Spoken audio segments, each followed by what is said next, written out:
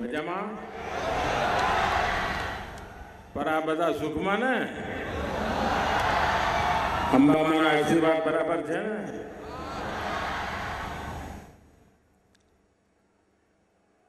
मंच पर विराजमान गुजरात के लोकप्रिय मुख्यमंत्री श्रीमान विजय रूपाणी जी,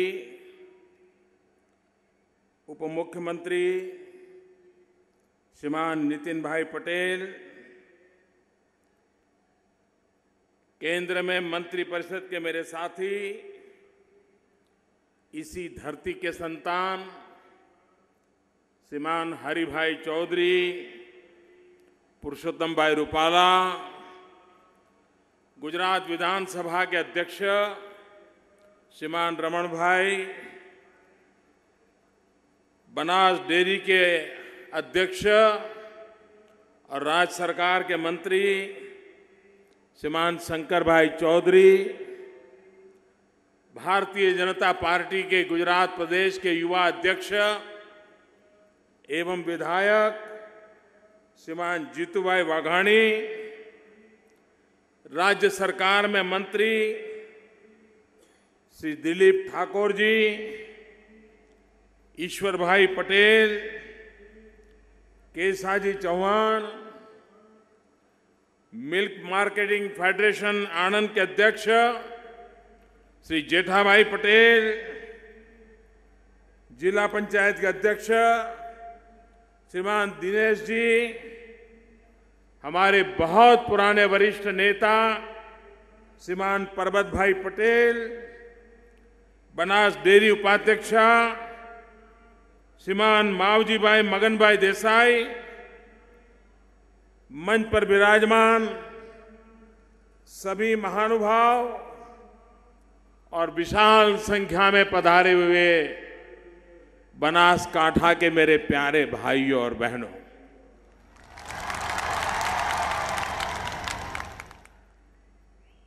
आपको लगता होगा આપણા નરેન્દ્રભાઈ હિન્દીમાં કેમ બોલે છે?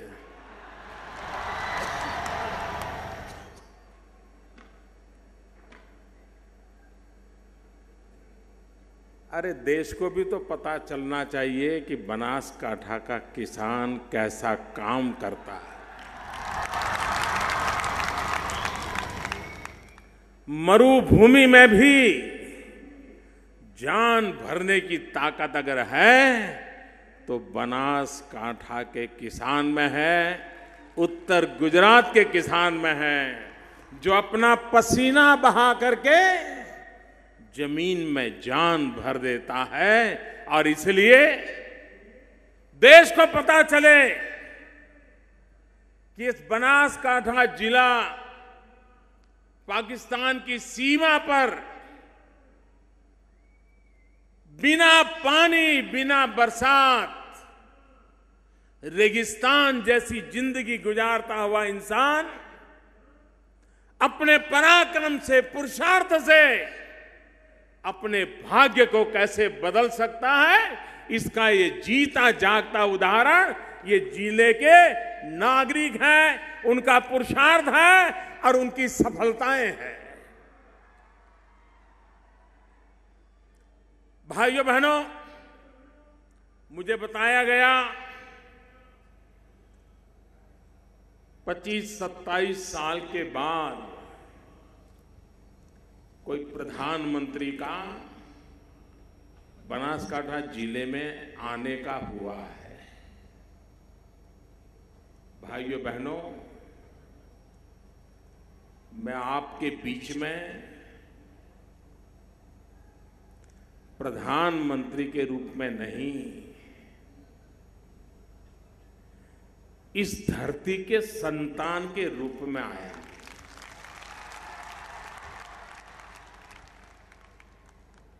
इस मिट्टी ने मुझे बड़ा किया है और मैं आज विशेष रूप से आया हूं श्रद्धेय गलबा भाई को, उनकी तपस्या को नमन करने के लिए आया हूं। लाखों पशुओं की तरफ से, लाखों परिवारों की तरफ से बनासकांठा की बंजर भूमि की तरफ से मैं आज गलबा भाई की शताब्दी के समारोह की शुरुआत में उनको शत शत नमन करता हूं। इन सब की तरफ से नमन करता हूं। अब कल्पना कीजिए, आज से 50 साल पहले जब गलबा भाई की उम्र 50 साल की थी, 8 छोटी छोटी दूध मंडली उससे शुरू किया और आज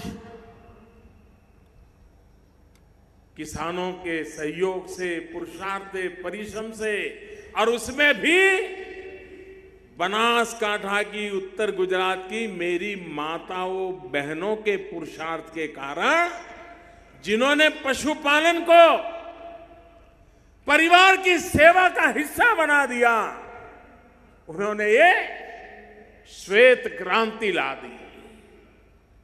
आज बनास डेयरी की भी स्वर्णिम जयंती का अवसर है। ऐसा सुयोग है कि एक तरफ इस महान आंदोलन के जनक, श्वेत क्रांति के जनक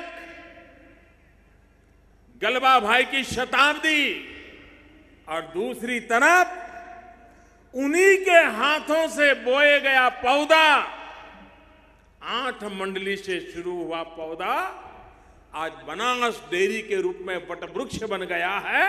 उसकी स्वर्णिम जयंती का यह अवसर है और इसलिए इस 50 वर्ष में जिन जिन महानुभावों ने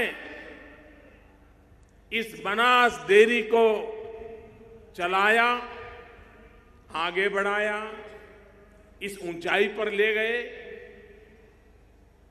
अनेक चेयरमैन आए होंगे, अनेक व्यवस्थापक आए होंगे, अनेक कर्मचारी रहे होंगे। मैं आज इस 50 साल की यात्रा में जिन जिन लोगों ने योगदान दिया है, उन सबका हृदय से बहुत बहुत अभिनंदन करता हूं, उनका साधुवाद करता हूं। भाइयों बहनों, आप मुंबई जाएं, सूरत जाएं, किसी और इलाके में जाएं,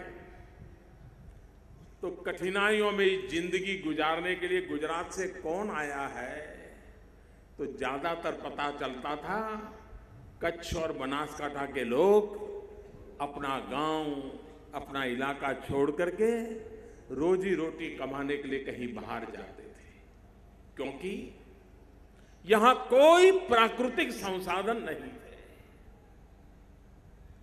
और भाइयों बहनों, हम पहले से कह रहे थे, एक बार मां नर्मदा हमारी इस विनाश की धरती को आकर के छू लेगी, मेरा किसान मिट्टी को सोना बना करके रख देगा।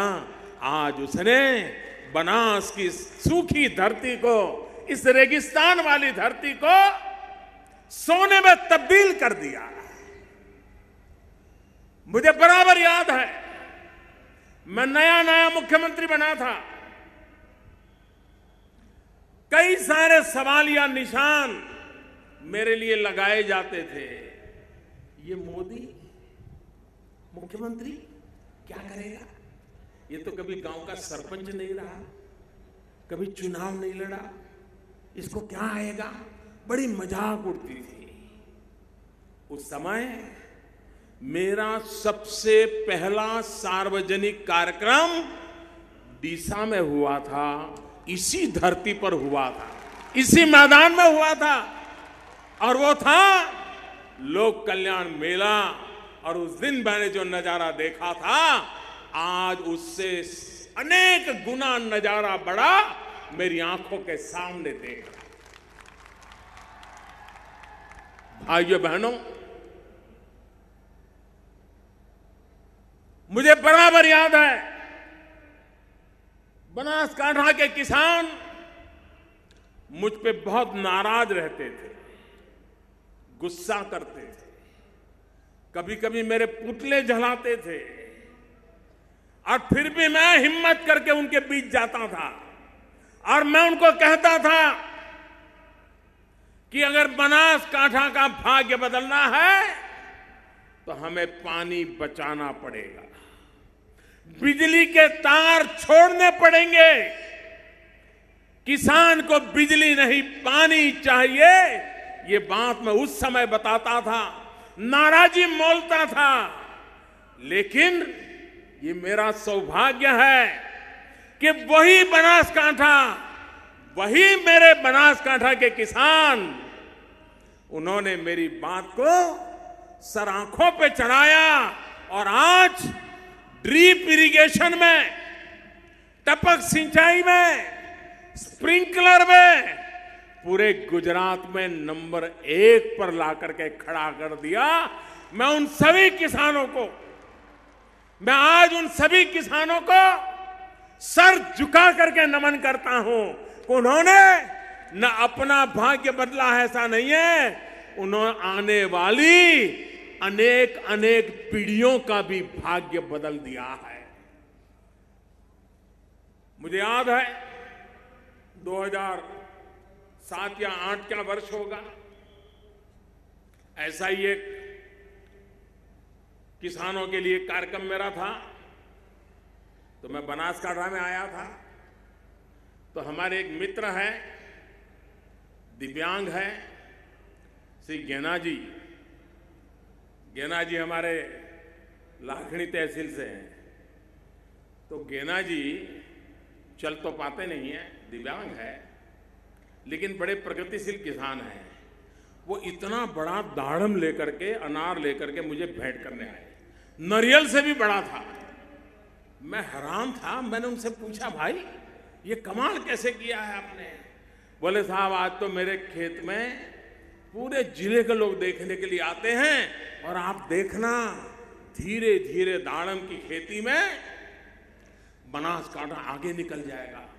एक गांव के मेरे गेना जी, सरकारी गोरिया के हैं ना गेना जी, आए होंगे शायद, कहीं बैठे होंगे, हमारे गेना जी कहीं बैठे होंगे। क्या कमाल करके रख दिया भाइयों बहनों। बनासकांठा के किसान ने प्रगतिशील किसान के रूप में अपनी छवि छोड़ी है, और एक दो किसान नहीं, एक आंदोलन खड़ा हुआ है।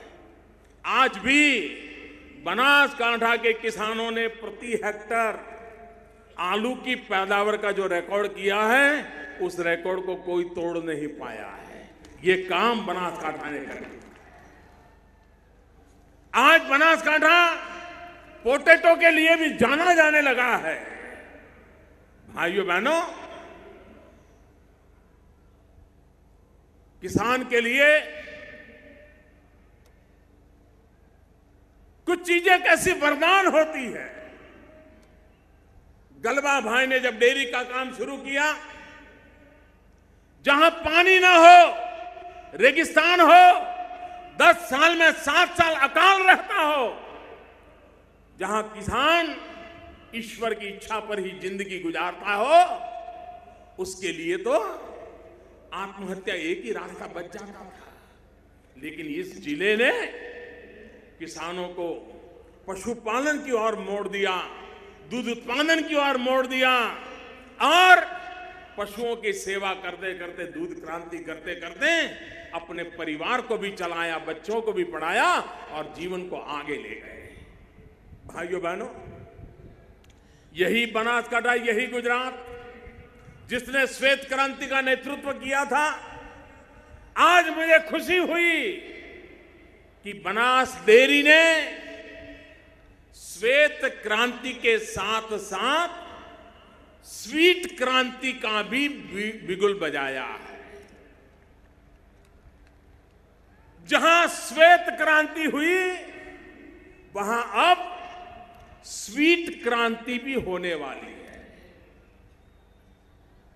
मधु क्रांति, शहद, बनास ने डेयरी के दूध की जैसी व्यवस्था की है। किसानों को शहद के लिए, मधुमक्खी पालन के लिए ट्रेनिंग देना शुरू किया। आज उसके हनी में से पहला पैकेजिंग बना करके उन्होंने मार्केट में रखा है। मेरा पूरा विश्वास है गुजरात में जो डेयरी का नेटवर्क है और करीब करीब सभी जिलों में डेयरी का नेटवर्क है, किसानों की समितियां बनी हुई हैं। दूध के साथ साथ खेतों में अगर मधुमक्खी पालन भी किसान पकड़ ले तो जैसे दूध भरने जाते हैं वैसे मधु भरने जाएंगे, मध भरने जाएंगे, शहद, हनी ले जाएंगे और डेयरी की गाड़ियों में दूध भी जाएगा, शहद भी जाएगा। एक्स्ट्रा प्रॉफिट, एक्स्ट्रा बेनिफिट, अतिरिक्त कमाई का एक नया रास्ता गुजरात के सभी डेयरी, सभी किसान इस रास्ते पर चल करके इस श्वेत क्रांति के साथ साथ स्वीट क्रांति को भी ला सकते हैं, ऐसा मेरा विश्वास है। दुनिया में शहद की मांग है, बहुत बड़ा मार्केट है। अगर हम शहद में भी आगे निकल जाएं, और जब नर्मदा का पानी आया है, नर्मदा के नजदीक के इलाकों में तो बहुत बड़ी मात्रा में इसका लाभ मिलता है। फर्टिलाइजर उपयोग करने के तरीके बदलने पड़ते हैं, लेकिन लाभ इतना बड़ा होता है। और जैसा बनासकांठा के किसान का मन बदला है, ये भी बदल के रहेगा, ऐसा मुझे विश्वास है। आज बनास डेयरी ने अमूल ब्रांड के साथ चीज का प्रोडक्शन का भी एक प्लांट शुरू किया। गुजरात में जितनी भी डेयरियां वो चीज के काम से चली हुई हैं, आप हैरान होंगे, दुनिया के कई देश हैं वे अमूल के ब्रांड की चीज मांगते हैं। जितनी पैदावार होती है तुरंत उठ जाती है, लोग ग्राहक मिल जाते हैं। आज उसमें एक इजाफा बनास डेयरी के द्वारा हो रहा है, मैं उनको बधाई देता हूं। एक बहुत बड़ा इनिशिएटिव आज डेयरी ने लिया है। कांकरेज की गाय, इस नस्ल का मूल्य हम जानते हैं, वैज्ञानिक तरीकों ने भी गिर की गाय, कांकरेज की गाय, इसका महत्व स्वीकार किया है। अब A2 मिल्क, जिस कांकरेज की गाय के दूध की एक विशेषताएं हैं, विशेष तत्व हैं, उसको आज उन्होंने मार्केट में रखा है। जो हेल्थ कॉन्शियस लोग हैं, जहां बच्चों को कुपोषण की समस्या है, ऐसे बच्चों के लिए A2 मिल्क, कांकरेजी गाय का A2 मिल्क उनके स्वास्थ्य के लिए उपकारक होने वाला है। ऐसा एक भगीरथ काम भी आज यहां शुरू हुआ है। यहां कांकरेज की नस्ल को बढ़ावा देना, उसमें सुधार करना, उसकी क्षमता में सुधार करना, उसकी पर कैपिटा मिल्क प्रोडक्शन बढ़ाना, उसके लिए भी वैज्ञानिक तरीके चल रहे हैं। मैं बनास में जब आया हूं तब मैं बनास डेयरी से चाहूंगा कि वो एक काम और भी करें, और कर सकते हैं। बनास हो, साबर डेयरी हो, दूधसागर डेयरी हो, ये तीनों मिलकर के भी कर सकते हैं। दो चीजें हम ऐसी पैदा करते हैं हमारे किसान, लेकिन हम सस्ते में बेच देते हैं। और जो हम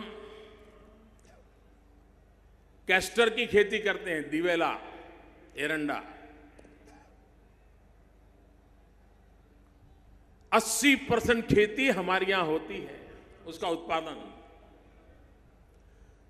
उस पर इतनी वैल्यू एडिशन होती है, इतनी प्रोसेस होती है, सारी दुनिया के महत्वपूर्ण टेक्नोलॉजी में, स्पेस शटल की टेक्नोलॉजी में ये कैस्टर के ऑयल से बनी हुई चीजें सबसे सफल रहती है। लेकिन हम जो हैं अभी भी हमारा दिवेला एरंडा जो कहे ऐसे का ऐसा बेच देते हैं। ये बनास, दूधसागर, साबर एक रिसर्च सेंटर बनाए और हमारे किसान जो यहाँ पर कैस्टर पैदा करते हैं, एरंडा पैदा करते हैं, दिवेला पैदा करते हैं, उसमें वैल्यू एडिशन कैसे करें और हमारा ये कीमती संपत्ति पानी के मोल से बाहर चली जाती है उसे हम बचाएं। दूसरा है इसबगोल। इसबगोल की ताकत बहुत बड़ी ताकत है, उसमें बहुत वैल्यू एडिशन हो सकता है। जब कुरियन जिंदा थे तो श्रीमान कुरियन जी को मैंने कहा था कि आप इसबगोल पर वैल्यू एडिशन पर काम कीजिए। उन्होंने प्रारंभ किया था, आइसक्रीम बनाया था इसबगोल का और आइसक्रीम का नाम दिया था इसबकुल। आनंद में शुरुआत की थी उन्होंने उस समय। इतना बड़ा ग्लोबल मार्केट है इसबगोल का, उसके संबंध में भी अगर वैज्ञानिक तरीके से हम काम करें तो बहुत बड़ा बदलाव ला सकते हैं और हमें लाना चाहिए। भाइयों बहनों, इन दिनों पूरे देश में इस बात की चर्चा चल रही है, नोटों का क्या होगा।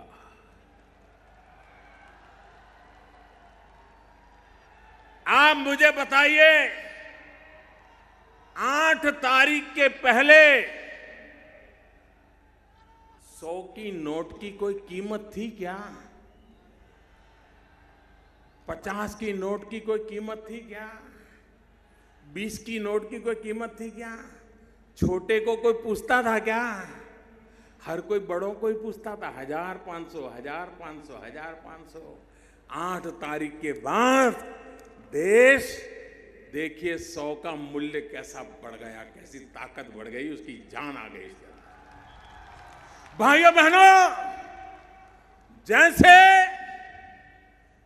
8 तारीख के पहले बड़ों की पूछ होती थी, 1000 और 500 की ही गिनती गिनी जाती थी, 20, 50, 100 को कोई पूछता नहीं था, छोटे की तरफ कोई देखता नहीं था। 8 तारीख के बाद बड़ों की ओर कोई देखने को तैयार नहीं है, सब छोटे के लिए तैयार हो गए हैं। भाइयों, ये फर्क आया है। और जैसे बड़ी नोट नहीं, छोटी नोट की ताकत बड़ी है, बड़े लोग नहीं, छोटे लोगों की ताकत बढ़ाने के लिए ये बहुत बड़ा फैसला मैंने किया। देश का गरीब, देश का सामान्य मानवी, जैसे 100 रुपये की ताकत बढ़ गई, वैसे गरीब की ताकत बढ़ाने के लिए ये मैंने काम किया है। आप कल्पना कर सकते हैं भाइयों, आपने देखा होगा कुछ भी खरीद करने जाओ, कच्चा बिल की पक्का बिल, बिल मांगोगे तो छोटा व्यापारी भी कहता है नहीं बिल में लेना है तो दूसरी दुकान पे जाओ, कैश देना है तो ले आओ। ऐसा ही चला। मकान चाहिए, मकान वाला कहता है चेक में इतना, रोकड़े में इतना। अब वो गरीब आदमी रोकड़ा लाएगा कहां से? भाइयों बहनों, इस प्रकार से नोटें छापते गए, छापते गए, छापते गए और देश, उसका अर्थतंत्र ये नोटों के ढेर के नीचे ही दबने लग गया। भाइयों बहनों, मेरी लड़ाई है आतंकवाद के खिलाफ। आतंकवादियों को ताकत मिलती है जाली नोट से, और हम तो सीमा पार क्या हो रहा है सब जानते हैं, पड़ोस में ही रहते हैं। कैसी मुसीबतें हमें झेलनी पड़ी है ये बनासकांठा पाटन जिले के लोग ज्यादा जानते हैं। भाइयों बहनों, जाली नोट के कारोबारी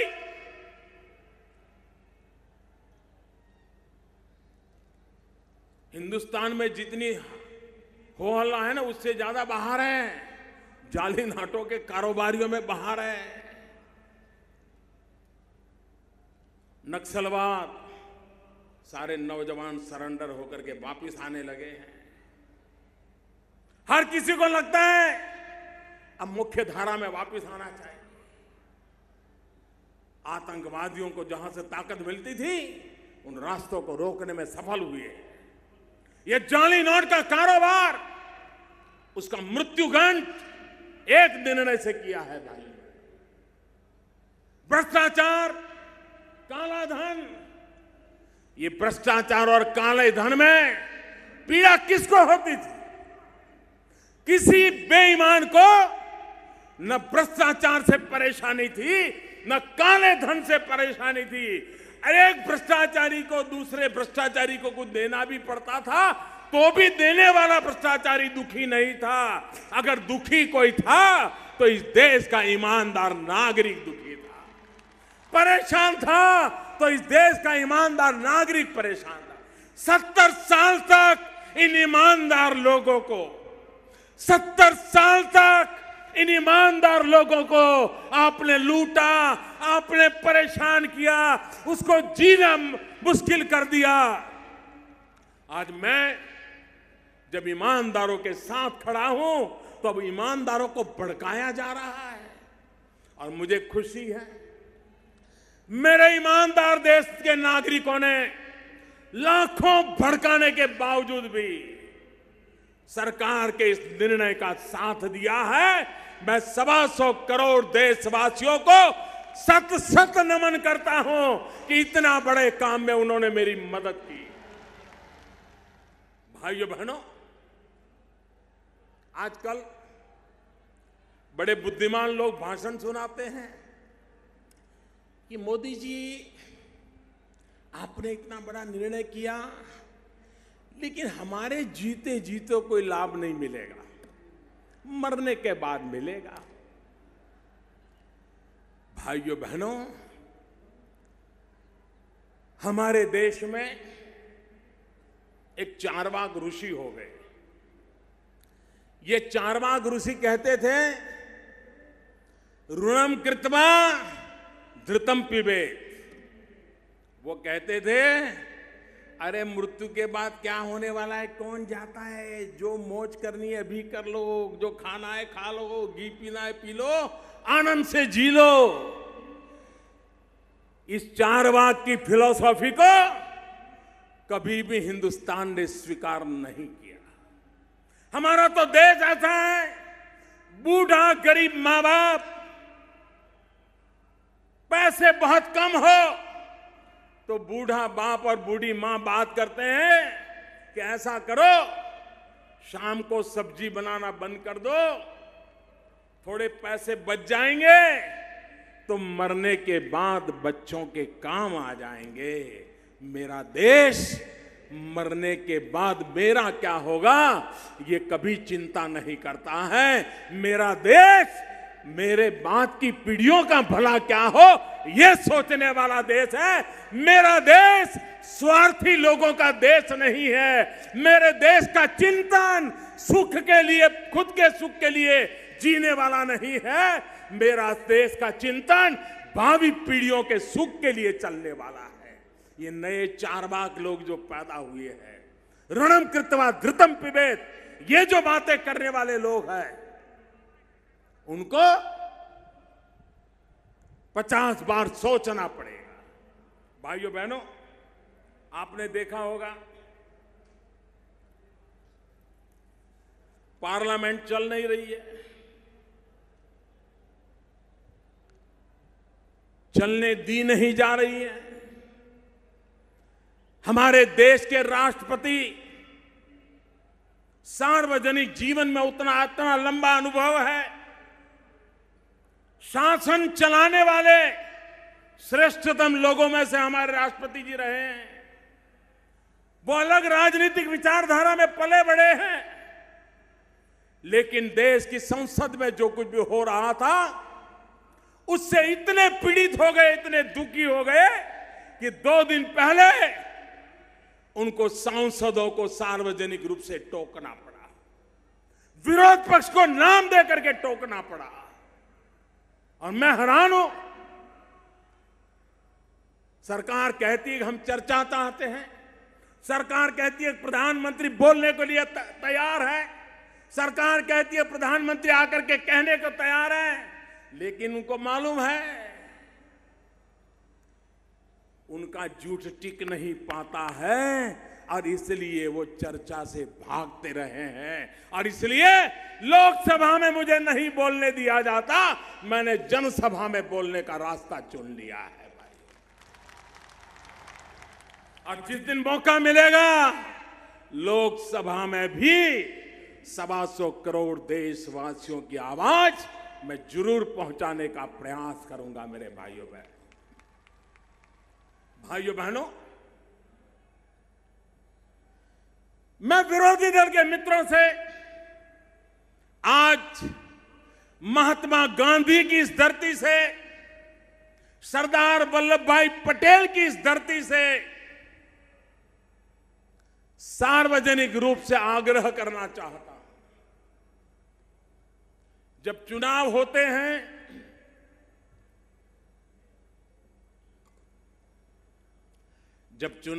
हैं, हम सभी दल एक दूसरे के खिलाफ बोलते हैं, आरोप प्रत्यारोपण करते हैं, अच्छी और बुरी नीतियों की चर्चा करते हैं, हर प्रकार से अपने विरोधियों पर जैसा मार कर सकते करने की कोशिश करते हैं।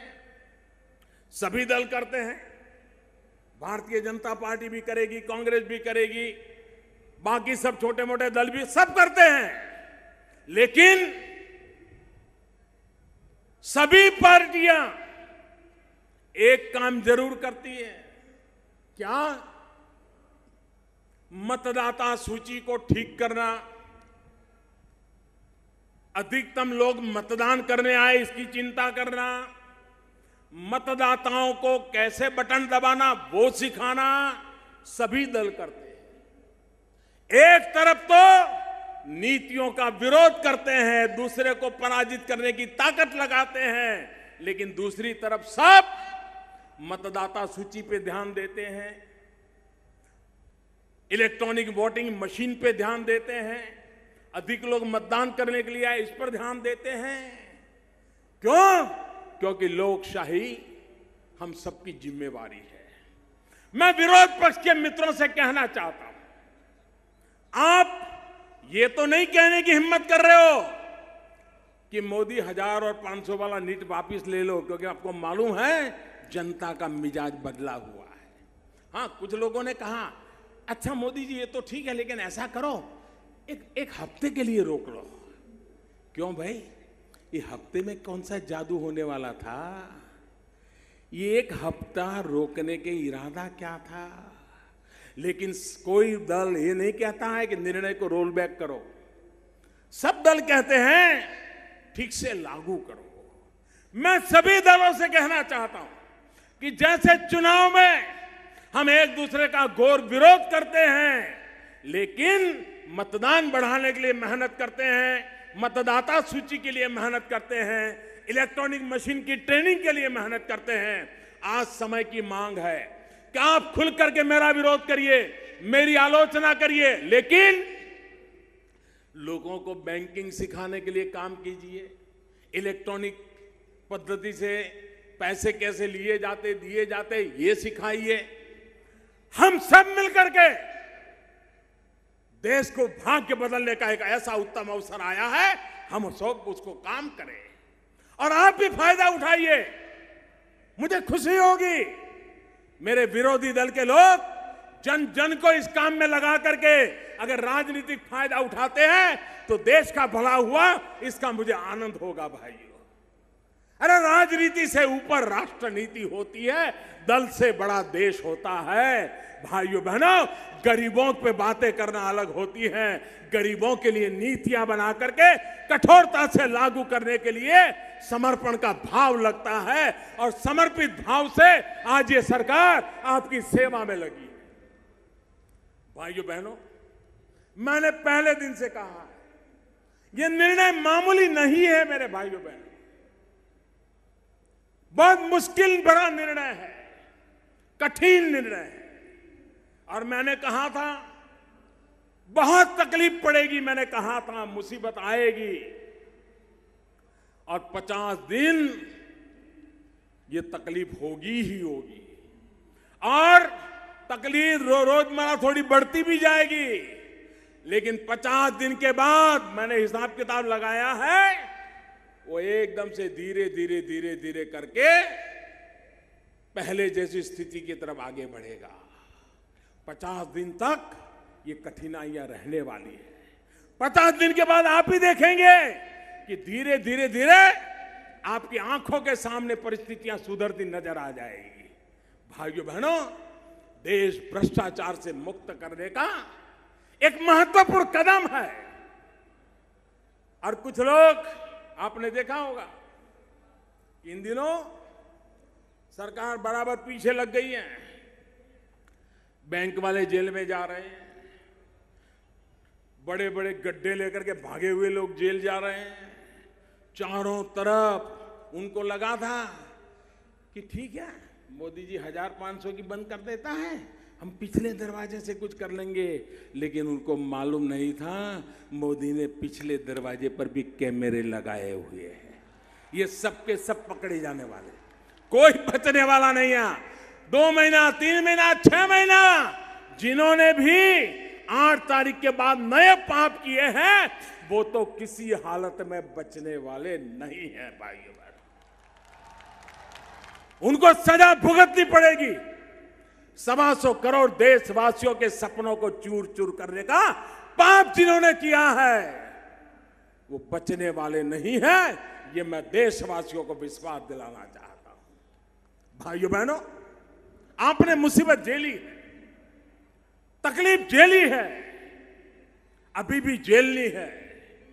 आपका आशीर्वाद देश के लिए, और जो लोग कहते हैं ना ईमानदार लोग लाइन में खड़े हैं, ईमानदार अपने लिए नहीं खड़ा रहता है, वो देश के लिए खड़ा रहता है। भाइयों बहनों, वो देश के लिए खड़ा रहता है। और इसलिए दूसरा, आज जमाना बदल चुका है भाई। एक जमाना था, हमारे दादा दादी, उनसे सुनेंगे तो बताते थे कि हमारे जमाने में तो चांदी का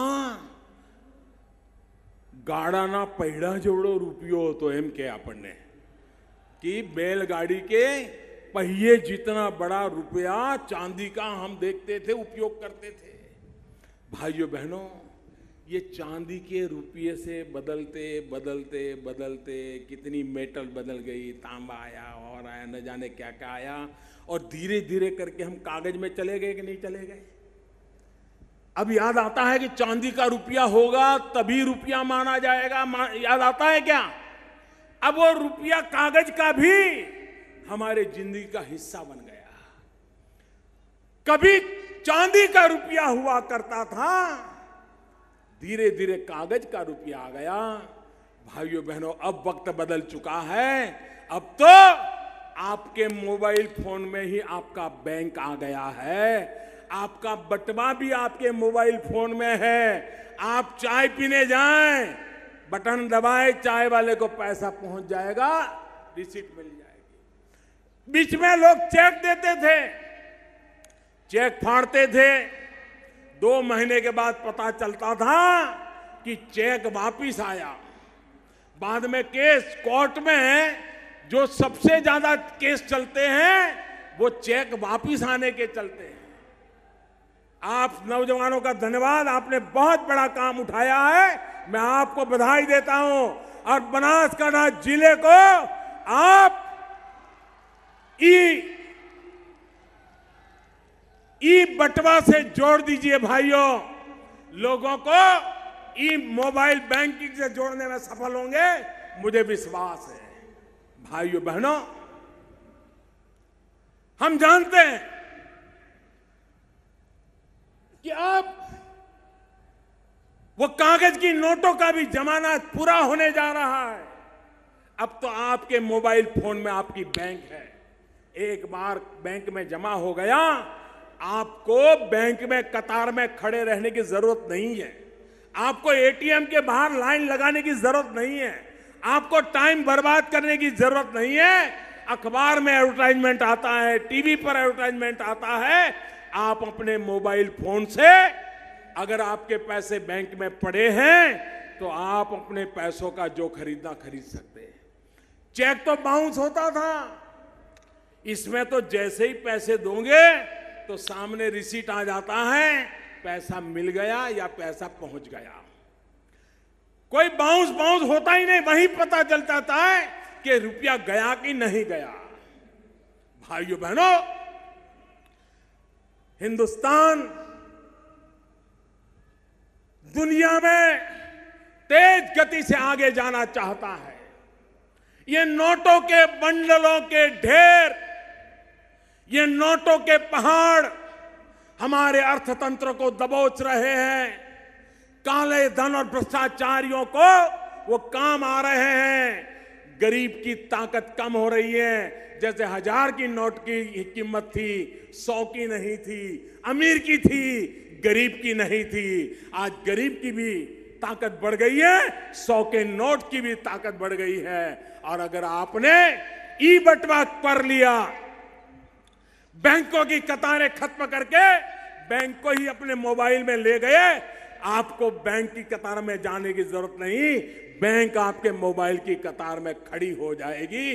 मैं आपसे आग्रह करता हूं, मैं देशवासियों से आग्रह करता हूं, मैं मीडिया के मित्रों से विशेष प्रार्थना करना चाहता हूं।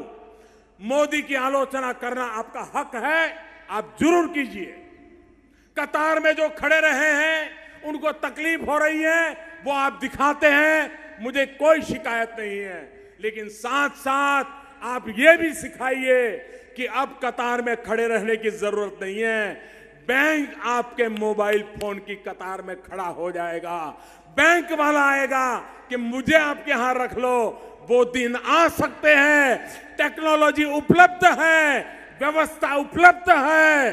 भाइयों बहनों, अब देश भ्रष्टाचार सहन नहीं करेगा, अब देश जाली नोट सहन नहीं करेगा, अब देश काला धन सहन नहीं करेगा। गरीबों को लूटने का खेल, मध्यम वर्ग को शोषण करने का खेल अब नहीं चलेगा। और इसलिए मुझे आपके आशीर्वाद चाहिए। खड़े रह करके दोनों हाथ से ताली बजा करके मुझे आशीर्वाद दीजिए। मेरे गुजरात के भाइयों बहनों, मेरे डीसा के भाइयों बहनों, आशीर्वाद दीजिए, पूरे ताकत से आशीर्वाद दीजिए। भारत माता की, भारत माता की, भारत माता की।